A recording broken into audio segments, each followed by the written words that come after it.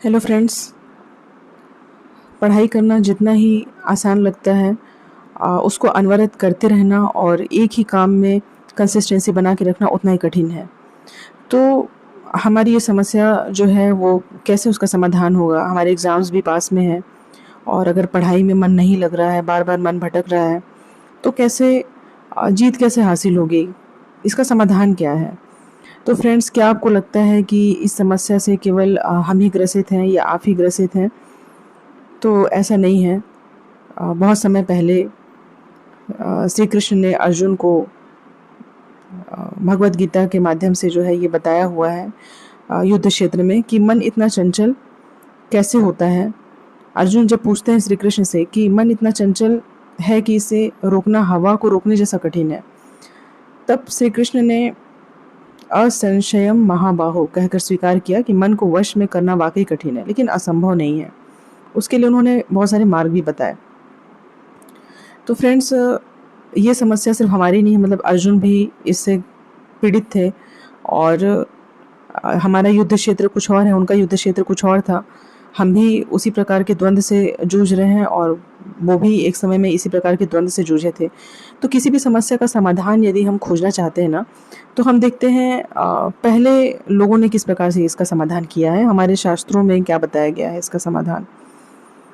तो ये हमको समझ में आ गया कि केवल हम ही इससे परेशान नहीं हैं। जितने भी लोग प्रिपरेशन कर रहे हैं एग्ज़ाम की या कहीं पे भी कोशिश कर रहे हैं कंसंट्रेट करने की, तो उनकी ये कॉमन प्रॉब्लम है।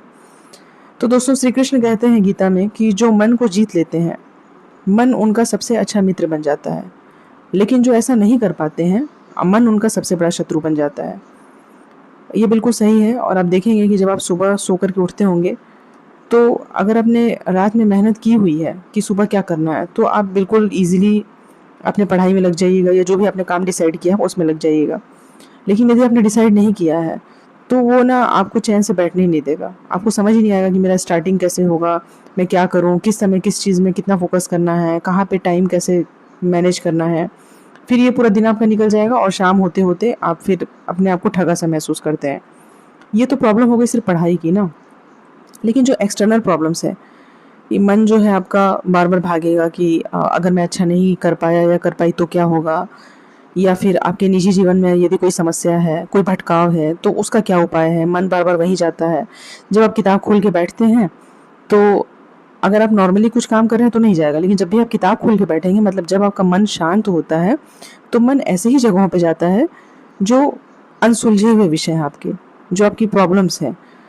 तो क्या किया जाए? मतलब हमको तो लक्ष्य भी प्राप्त करना है, समय भी कम है, ऊपर से मन परेशान कर रहा है, तो ऐसे में हमको किस तरीके से लक्ष्य की प्राप्ति होगी, इसका समाधान चलिए मिल के खोजने की कोशिश करते हैं। तो श्री कृष्ण ने देखिए 3 तरीके बताए हैं कि एक है अभ्यास, प्रैक्टिस, सतत प्रयास और ध्यान से हम इसको कंट्रोल कर सकते हैं। दूसरा है वैराग्य, डिटैचमेंट, अनावश्यक इच्छाओं का त्याग करके कर सकते हैं और तीसरा है आत्मज्ञान, सेल्फ नॉलेज, मतलब मन के स्वरूप को समझ के हम कर सकते हैं। देखिए, सुनने में बहुत आसान है, लेकिन स्टूडेंट्स क्या, बड़े-बड़े लोग, मतलब जो कि सन्यासी हैं, जिन्होंने डी-अटैचमेंट तो उनका ऐसा है, वैराग्य ऐसा है कि संसार पूरा छोड़ चुके हैं। लेकिन किसी पॉइंट पे आकर के ना उनका भी मन चंचल हो जाता है। उनके पास भी यही प्रश्न जो है अनुत्तरित रह जाता है कि इसको वश में कैसे किया जाए। तो चलिए, अभ्यास क्या है? कांस्टेंट प्रैक्टिस क्या है? सबसे पहले हम अपनी समस्या को की पहचान करें। जैसे कि जब भी आप पढ़ाई करने बैठते हैं, है ना? अपने काम को करने बैठते हैं, तो मन क्या करता है? पुराने विचारों या भविष्य की चिंता में भागता है। तो ना उसको डाँटिए नहीं कि तू बार-बार मुझे डिस्टर्ब कर रहा है ना? बार-बार भाग रहा है। उसको डाँटे नहीं, इस चीज़ को देखें कि वो का बार-बार कहाँ जाता है, ठीक है? कहाँ जा रहा है? किसी विषय पे जाएगा, किसी वस्तु पे जाएगा, किसी स्थान पे जाएगा, किसी व्यक्ति के पास जाएगा, ठीक है? आप उसको चिन्हित कर लीजिए कि ये कहाँ-कहाँ जाता है, उसको नोट डाउन कर लीजिए, है ना? कि किस व्यक्ति के पास जा रहा है, किस वस्तु के पास जा रहा है, किस स्थान पे जा रहा है या किस विषय पे जा रहा है। अब आप वापसी का संकल्प लीजिए। जैसे ही आपको लगे अरे! ये तो चला गया, है ना? अब चला गया है तो ठीक है, उसको प्रेम पूर्वक वापस आने के लिए समझाइए। आपको पता चल गया, आप प्रॉब्लम आइडेंटिफ़ाई कर लिए कि मन भटक गया है, अब उसको प्रेम पूर्वक ना कि वापस वर्तमान के कार्य पे आते हैं। लेकिन ये एक दिन में नहीं होगा। जैसे हम प्रैक्टिस करते हैं ना, एक्सरसाइज़ करते हैं, रनिंग प्रैक्टिस करते हैं, ड्राइंग प्रैक्टिस करते हैं या गाने का अभ्यास करते हैं। तो ऐसे ये धैर्य से आएगा और पर डे की प्रैक्टिस से आएगा। जैसे कोई भी चीज़ में हम अचीवमेंट हासिल करना चाहते हो धीरे धीरे होता है ना, तो ये एक दिन में नहीं होगा। पहले तो हम आइडेंटिफाई कर लें कि वो कौन कौन सी चीज़ें हैं जहाँ पे ये जा रहा है। उसके बाद वहाँ से हमको वापस लाना है, ये संकल्प कर लेना है और लिख लेना है कि इस तुम्हें अब जल्दी वापस आना है। मतलब हम एक बार जाकर के वहीं नहीं खो जाना है, वापस लाने का मानसिक अभ्यास करना है। जैसे जिम में जाते हैं, शारीरिक अभ्यास करते हैं, पहले दिन में हमको लगता है कि कठिन है ना, 15-20 रेप्स मारना ही कठिन है, फिर लगता है 50 कर लेंगे, फिर 100 करने लगते हैं। तो इस तरीके से ना ये भी एक प्रैक्टिस का विषय है। मतलब ये नहीं सोचना है कि हम बहुत बड़े गुणवान हैं या बहुत धैर्य संकल्प है हमारे अंदर, हम तुरंत कर लेंगे। बड़े बड़े लोग नहीं कर पाए तो हम लोग कहाँ से कर पाएंगे। तो हमको प्रैक्टिस करना है, बिल्कुल हार नहीं मानना है। फिर दूसरा देखिए डी अटैचमेंट, वैराग्य। वैराग्य का अर्थ बिल्कुल नहीं है कि सब छोड़ के हमें कहीं चले जाना है, या जंगल चले जाना है, हिमालय चले जाना है ना। बल्कि अपनी आसक्तियाँ जो है, अटैचमेंट्स है, उसको समझना है कि हमारी अटैचमेंट कहाँ कहाँ पे है और उससे कैसे हम मुक्ति पा सकते हैं। जैसे कि व्यर्थ की इच्छाएं है ना, हमारे पास बहुत सारी व्यर्थ की इच्छाएं होती हैं। जैसे सोशल मीडिया पे लंबे समय तक लगे रहना, फालतू की गपशप करना, हमें वहाँ से दूरी बनानी पड़ेगी। दूरी बनानी ही पड़ेगी। मतलब एक टाइम फिक्स करना पड़ेगा कि मैं इस घंटे से इस घंटे, जैसे मान लीजिए जो टाइम आपका है जिस समय आपको पढ़ाई मन नहीं लगता है, आपको पता है कि पूरे शेड्यूल में सुबह से लेकर रात में ये वाला टाइम है मेरा जिसमें मेरा पढ़ाई मन नहीं लगता है, उसी टाइम आप सोशल मीडिया ऑन करिए, उसी टाइम आप गॉसिप करिए, जो भी करिए। लेकिन उसमें भी इतना नहीं करना है कि सोशल मीडिया ऑफ करने के बाद आपका दिमाग वहीं रहे, दिमाग को फिर से वापस ले आना है। तो व्यर्थ की इच्छाएं जो है आपकी, व्यर्थ का जो टाइम वेस्ट हो रहा है, आप आइडेंटिफाई कर लीजिए उसको कहाँ कहाँ हो रहा है, पहले नोट डाउन। समस्या का समाधान तभी होगा जब हम समस्या को पहचान पाएंगे। अब हम समस्या पता ही नहीं है कि हमारा कहाँ टाइम लॉस हो रहा है, कौन टाइम लॉस कर रहा है, तो हम उसका समाधान कैसे खोज पाएंगे। तो ये हो गया सोशल मीडिया वाला। प्लस कोई व्यक्ति है या घर की कोई जिम्मेदारी है, कोई परेशानी है, तो 1 महीने तक के लिए सब चीज़ को होल्ड रख सकते हैं कि जैसे इतने दिन होल्ड रहा वैसे इतने दिन और होल्ड हो जाएगा। बिल्कुल ध्यान ही नहीं देना है उस ओर। अब एकदम अर्जेंट है तो ऐसा नहीं है, क्योंकि हम इंसान हैं तो जिम्मेदारी हमारी बनती है। लेकिन अगर टालने लायक है तो टालना चाहिए। फिर है फल की इच्छा से मुक्ति। जब भी आप ना केवल परिणाम के बारे में सोचते रहेंगे तो आपका तनाव बढ़ेगा। परिणाम क्या होगा, क्या होगा, मैं लिख पाऊंगा या नहीं लिख पाऊंगी, फिर रिजल्ट क्या होगा। तो रिजल्ट ओरिएंटेड जब भी आप काम करेंगे ना तो आपका क्या होगा, निष्काम कर्म नहीं रहेगा। जब भी कोई कार्य यदि हम किसी भोग, लालसा, ईर्ष्या, द्वेष या फिर प्रेम की भावना से करते हैं तो वो निष्काम नहीं रह जाता है कर्म। फ्रेंड्स, जैसे कि जो नॉर्मल चना होता है, अगर हम उसे भिगाएंगे तो उसमें अंकुरित होने की संभावना होती है और वो चने का झाड़ बना सकता है। लेकिन यदि फूटा हुआ चना है तो उसमें अब ये संभावना समाप्त हो चुकी है, अंकुरन की संभावना उसमें समाप्त हो चुकी है। तो ऐसे कर्म निष्काम कर्म होते हैं, ये बंधन में नहीं बांधते हैं, ये आपको मतलब कि डिस्ट्रॉय नहीं होने देंगे, ये आपको बिना फल की इच्छा के काम करने देंगे। तो हम जब भी पढ़ाई कर रहे हैं, मान लीजिए तो आप ये कहेंगे इतना पढ़ के मुझे खुशी होगी, इतना पढ़ के मेरा कॉन्फिडेंस बिल्डअप हो रहा है, इतना पढ़ के मुझे अच्छा लग रहा है किसी से डिस्कस करना। तो ऐसा टाइप का इसलिए पढ़िए आप, इसलिए नहीं कि रिजल्ट में क्या होगा, इसलिए पढ़िए कि 5 मिनट पढ़ने के बाद आपको फीलिंग कैसी हुई, 1 घंटे पढ़ने के बाद आपको क्या फील हुआ। मतलब कर्म का फल तुरंत मिल गया ना, पढ़ के अच्छा लगा, हैप्पी फीलिंग हुई, कुछ ज्ञान, कुछ नॉलेज प्राप्त हुआ। तो ये सोचिए कि उस कर्म का फल तो आपको तुरंत मिल गया। तो पर डे का कर्म ऐसे इकट्ठा इकट्ठा इकट्ठा होकर आप सोचेंगे कि लास्ट में कोई फल मिलने वाला कोई बड़ा सा, तो ऐसा मत सोचिए। क्षणिक, तुरंत का तुरंत देखिए। जैसे हम कोई परोपकार करते हैं, किसी कुत्ते को रोटी दे दिए, गाय को खाना खिला दिए, तो तुरंत खुशी हुई ना, तो उस कर्म का तुरंत ही आपको फल मिल गया, ऐसा सोचिए। अब उसका लॉन्ग टर्म फल क्या हो, ईश्वर के ऊपर छोड़ दीजिए। तो फल की इच्छा से मुक्ति करना है। फिर अपना विवेक जागृत करिए, यह समझना कि आपके लिए क्या सही है और क्या सिर्फ क्षणिक सुख देने वाला है। जैसे यदि आप कोई नशा करते हैं, किसी भी प्रकार का नशा, तो आपको पता है कि थोड़े समय के लिए तो बहुत अच्छा रहेगा, लेकिन लॉन्ग टर्म अगर मेरे को सस्टेन करना है तो ये मेरे लिए लॉस है। तो अपने लिए अच्छा और बुरा सोच पाना बहुत ज़्यादा ज़रूरी है। हमेशा हम दूसरों के ऊपर डिपेंड नहीं हो सकते कि वो मेरे लिए नहीं सोच रहा है, मेरे पेरेंट्स नहीं सोच रहे हैं, या मेरे घर वाले नहीं सोच रहे हैं, फ्रेंड्स नहीं सोच रहे हैं। क्यों, आप क्या कर रहे हो? आप भी तो अपने लिए कुछ करो, आप अपने लिए सोचो। अच्छा, आप स्वयं नहीं सोच रहे हो और दूसरों को कह रहे हो कि ये नहीं सोच रहा है, तो आप अपने अपने लिए, हमको स्वयं के लिए कुछ करना पड़ेगा। हमारी जिम्मेदारी खुद के लिए भी बनती है। तो जिस जिस चीज़ में क्षणिक सुख है उसको बिल्कुल किनारे कर देना है। इतना दृढ़ संकल्पी हमको बनना ही पड़ेगा, बनना ही पड़ेगा, मतलब बनना ही पड़ेगा। सिर्फ पढ़ाई के लिए नहीं, आगे भी जब आप सेलेक्ट हो जाएंगे तो आपके अंदर दृढ़ इच्छा शक्ति होनी चाहिए कि मेरे लिए क्या अच्छा है और क्या बुरा है। अब कोई आपको किसी बड़े प्रोजेक्ट पे साइन करना है, मान लो, ठीक है, एक पार्टी आपके पास आके बैठी हुई है, आपको दिख रहा है कि वो इतने सारे पैसों की गड्डी लेके आई हुई है, प्लस कुछ और तरह का भी प्रेशर बनाएगी, पावर, मनी। तो ये उस समय एक मन रहेगा चंचल कि मैं लेके ना सेटल डाउन कर लेता हूँ, ठीक है। अब इतना मेहनत कर रहा हूँ या फिर इतना मेरे पास इतने इतने खर्चे हैं, ये मैनेज हो जाएगा, तो एक मन कहेगा कि ना कर लेते हैं। फिर आप लेके चले भी जाओगे ना, फिर रात में आप सोचोगे इसके प्रॉस कॉन्स क्या हो सकते हैं, कहीं मैंने गलत तो नहीं कर दिया, ऐसा डिसीजन तो नहीं ले लिया जो मेरे मेरे परिवार के लिए गलत हो, कल को जाके मैं प्रॉब्लम में तो नहीं आ जाऊँगा, रात में नींद नहीं आ रही है, कैसे करें, ठीक है। तो दोस्तों, कंचन, कामिनी और कीर्ति कहा जाता है, ये 3 चीज़ें इंसान को बर्बाद कर देती हैं, ठीक है। या तो धन की लालसा, आप धन की लालसा में बर्बाद हो जाओगे। क्षणिक सुख ज़रूर मिलेगा, क्षणिक क्या है, मतलब तुरंत आप भोग लो उसको, धन आपको मिलेगा, धन से आप क्या करोगे? अच्छी गाड़ी ले लोगे, अच्छा घर ले लोगे, या कुछ विषय भोग की वस्तु खरीद लोगे तो आपको अच्छा लगेगा कि हाँ, लेकिन ना उससे पूर्ति नहीं होगी, वो एक नई कामना को पैदा कर देगी, एक नई इच्छा तुरंत आ जाएगी कि अभी तो ये वाली गाड़ी जो है वो आउट ऑफ मार्केट, मतलब ट्रेंड में नहीं है, नया फैशन आ गया, अब दूसरी चाहिए थी। इच्छा कभी समाप्त होती ही नहीं। अगर इच्छा समाप्त हो जाती तो बड़े से बड़े राजा महाराजा, मतलब पूरा आप हिस्ट्री देख लीजिए, कभी इच्छा समाप्त नहीं होगी। और बड़े से बड़ा फ़कीर भी अपने आप को राजा कहता है, क्योंकि वो सोचता है पूरा वर्ल्ड मेरा है। तो कभी इच्छा समाप्त नहीं होगी। और आप अपने स्टेट में देख लीजिए, अच्छे से अच्छे ऑफिसर्स जो बहुत नामी गिरामी ऑफिसर्स थे, वो कई बार ट्रैप हो चुके हैं। दृढ़ इच्छा शक्ति अगर आपके अंदर रहेगी ना, आज ही से आप डेवलप कर लो पढ़ाई के साथ साथ, तो नौकरी करने के दौरान भी ना आपको वो बांध के रखेगा। एक अच्छे चरित्र का निर्माण करना एक प्रशासनिक अधिकारी के लिए बहुत ही ज़्यादा महत्वपूर्ण है।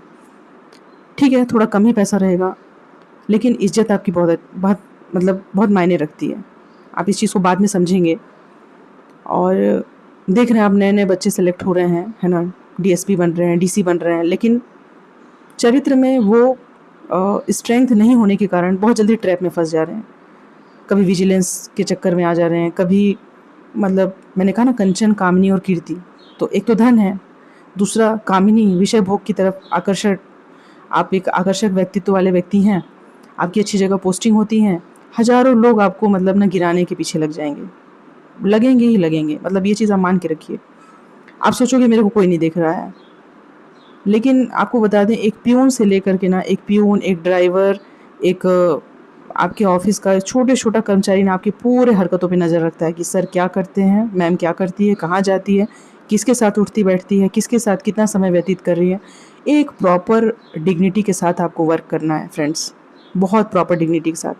अगर आप यहाँ पे नहीं गिरे ना, तो आप, मतलब आपकी इज़्ज़त इतनी होगी ना, इतनी होगी कि आप, मतलब कि कहीं पे भी निकलोगे ना, आपको डर से कोई नमस्कार ही नहीं मारेगा, आपको इज्जत से मारेगा। आप उनके लिए मतलब सही में एक फॉलो करने वाले ऑफिसर होगे।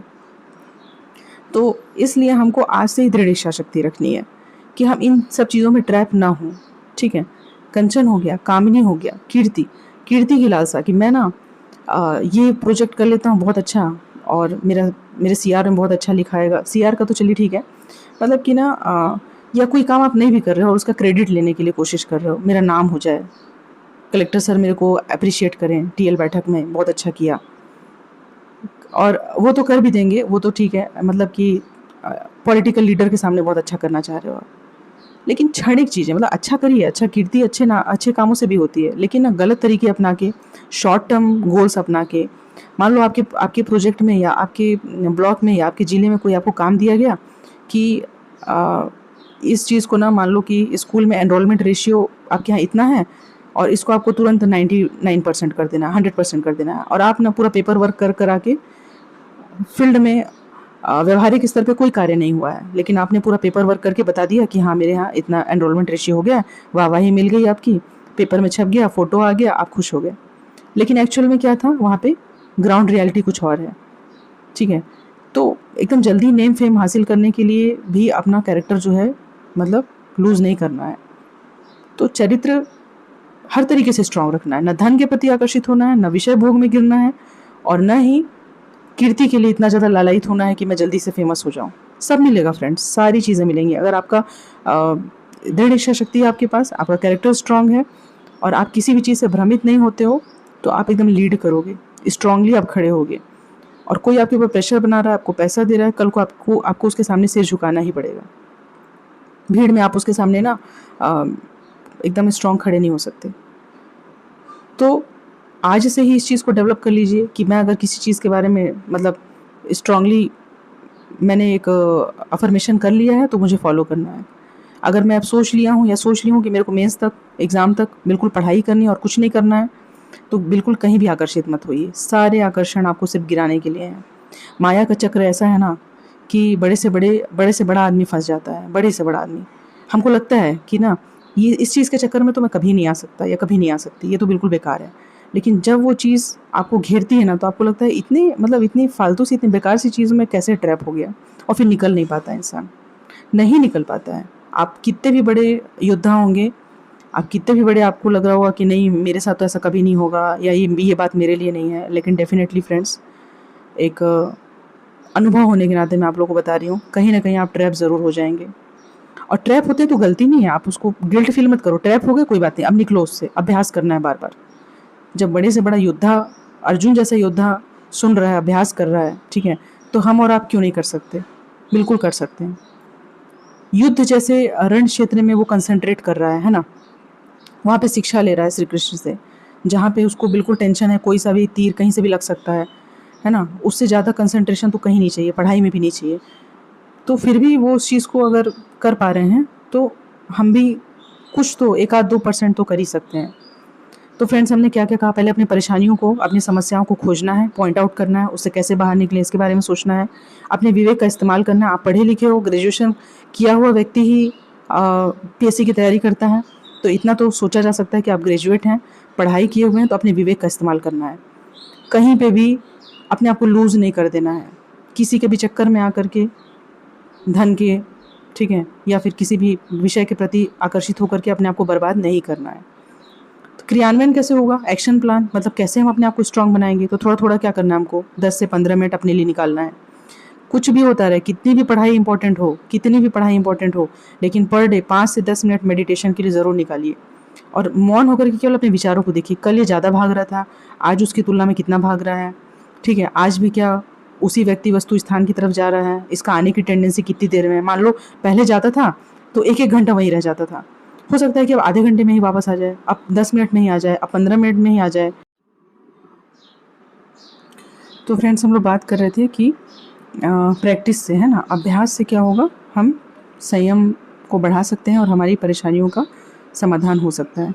तो कितने भी हम मतलब परेशानी में हो, हमें मन परेशान कर रहा हो, लेकिन अभ्यास और वैराग्य और साथ में निरंतर प्रयास, कितने बार ये सांसारिक विषयों की तरफ भागेगा, हमको बार बार अब इसको लक्ष्य की ओर वापस लाना है। और अपने कर्तव्य पथ पर ना दृढ़ता रखनी है, मतलब कि सुख दुख लाभ हानि जो भी होगा, मतलब रिजल्ट ओरिएंटेड काम ही नहीं करना है। रिजल्ट को छोड़ करके सिर्फ अपने काम पे फोकस करना है। जितनी देर भी हम काम को करते हैं, उसको काम को करने के बाद हमको खुशी होनी चाहिए, वही हमारा कर्मफल है, मतलब तत्काल किया गया वही हमारा कर्मफल है। दोस्तों, गीता में जो अध्याय 6 है उसके 35वें श्लोक में ये लिखा है, ये जो मैं सारा आपको बता रही हूँ ये गीता का ही है, और निश्चित रूप से हमारे लिए, आपके लिए, सभी के लिए बेनिफिशियल है। उसमें कृष्ण कहते हैं कि यदि मन चंचल और हठी है, यद्यपि मन चंचल और हठी है, लेकिन निरंतर अभ्यास और सांसारिक वस्तुओं से विरक्ति के द्वारा इसे नियंत्रित किया जा सकता है। तो बिल्कुल इसको नियंत्रित कर सकते हैं और नियंत्रित करना भी चाहिए, तभी हम लक्ष्य की ओर कदम बढ़ा पाएंगे। फिर देखिए, आत्मज्ञान या सेल्फ नॉलेज, मन के स्वरूप को समझना। देखिए, मन के स्वरूप को समझना ही पड़ेगा। मन का स्वरूप ऐसा है कि इसको ना जितनी भी इच्छाएं अगर आपकी आज पूर्ति हो जाएंगी ना, तो भी नई इच्छा उत्पन्न हो जाएगी, और आप कब तक इसके पीछे, मतलब इसी की इच्छाओं की पूर्ति के लिए कार्य करते रहेंगे।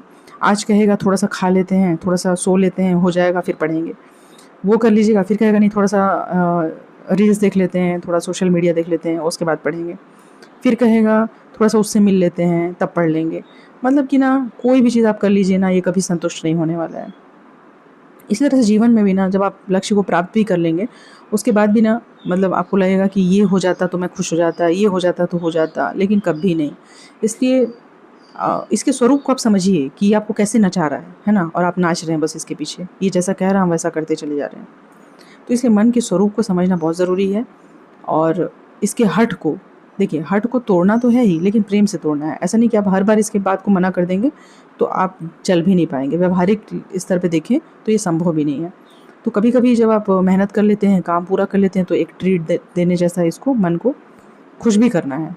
तो दोनों मतलब मध्यम मार्ग होता है ना, भगवान बुद्ध का जैसे मध्यम मार्ग बताया है कि अति भी नहीं करना है और अल्प भी नहीं करना है, बीच का रास्ता निकालना है। दोस्तों, हमको ना मन को बिल्कुल क्या कहा जाए, इसको ब्लफ करना है कि हमारी जीत के लिए, हमारी पढ़ाई के लिए, हमारे लक्ष्य को पूरा करने के लिए। तो जैसे एक बच्चे को बहकाया जाता है ना कि तू इतना कर ले फिर तुमको ये रिवॉर्ड मिलेगा, इतना कर लो तो ये पनिशमेंट मिलेगी, बस बस ऐसे ही चलाना है। और ऐसे अगर हम सीख गए ना, ये प्रैक्टिस से आएगा, अभ्यास से आएगा। मेडिटेशन करना है, थोड़ा एक्सरसाइज करना है, थोड़ा अच्छी अच्छी बातें सुनना है, मोटिवेशनल वीडियो सुनना है, तो इतना सब हम कर लेंगे तो निश्चित रूप से ये हमको कहीं ना कहीं बेनिफिट देगा ही देगा। तो अच्छे से पढ़िए, और पढ़ने के साथ साथ रेगुलर रूटीन को बिल्कुल सही रखना है। यम नियम प्राणायाम वाला जो है, नियम से चलना है। खाने का टाइम, सोने का टाइम, पढ़ने का टाइम, सारा टाइम जो है बिल्कुल अच्छा रखना है। आहार विहार बिल्कुल अपना सही रखना है। सात्विक भोजन करना है।